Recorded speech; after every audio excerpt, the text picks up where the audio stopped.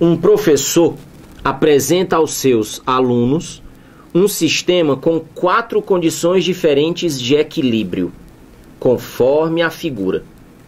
Nessas configurações, um bloco de massa M está preso ao ponto B e se encontra na vertical. A única diferença entre elas é o fio que conecta o ponto B ao teto, estabelecendo 4 configurações: BC, BD, BE e BF, usadas uma de cada vez. A configuração que apresenta uma maior força aplicada sobre a mola, maior força aplicada sobre a mola, qual é? Ora, a primeira coisa a fazer é a distribuição de forças no sistema em equilíbrio, considerando o ponto B como o ponto onde o fio é preso. Nós temos atuando sobre B, inicialmente, a força peso do bloco, e nós sabemos que a força peso atua na vertical e apontando para baixo. Então vamos chamar isso aqui de peso do bloco. E a colocação da mola na horizontal nos dá a certeza de que atua aqui uma força elástica. Força elástica. A questão fala exatamente para qual das configurações a força elástica seria maior. Agora observe, o que muda de uma situação para outra é a colocação do fio. O fio pode ser colocado de B para C, de B para D, de B para E ou de B para F. Repara que o que muda é a angulação do fio em relação à horizontal. Ora, vamos começar analisando o fio mais inclinado na posição BF. O que acontece? Se a gente coloca o fio na posição BF, é sabido que um fio exerce uma força que seria a força chamada de tração. A tração ao longo do fio.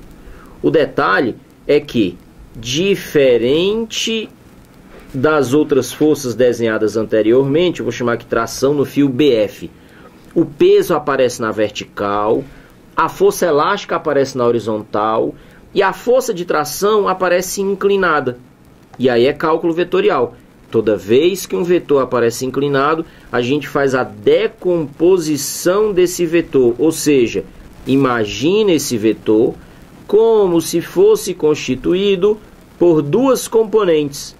Nesse caso, uma componente vertical e outra componente horizontal.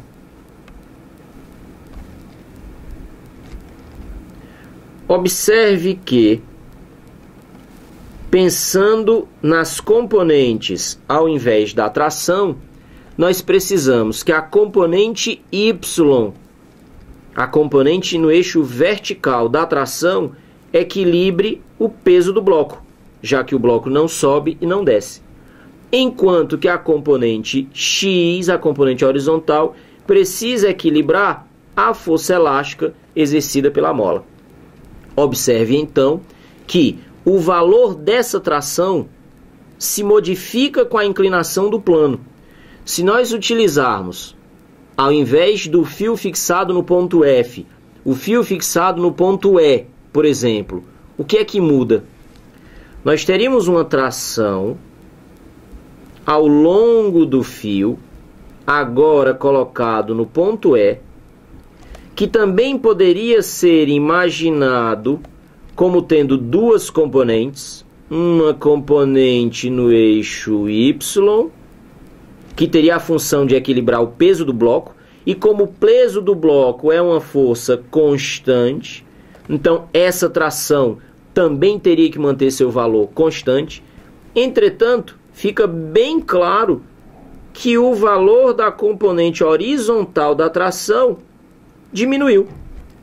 E se essa componente horizontal diminui e ela equilibra a força elástica, fica claro também que a força elástica diminui de valor.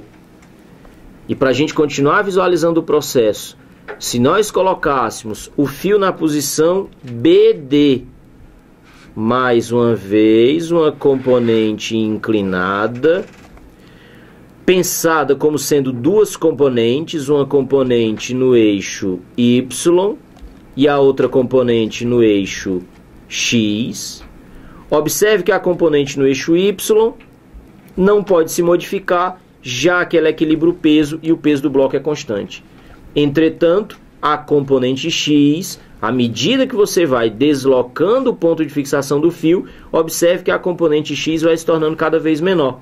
E se ela tem a função de equilibrar a força elástica, isso quer dizer que a elongação da mola vai diminuindo e a força elástica vai se tornando cada vez menor. Então, para o fio colocado na posição D, é quando a força elástica seria mínima. E o fio colocado na posição F faria com que a força elástica chegasse ao seu valor máximo.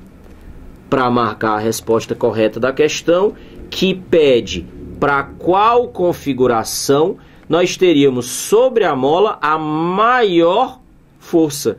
Nós teríamos que responder para o fio colocado na posição BF.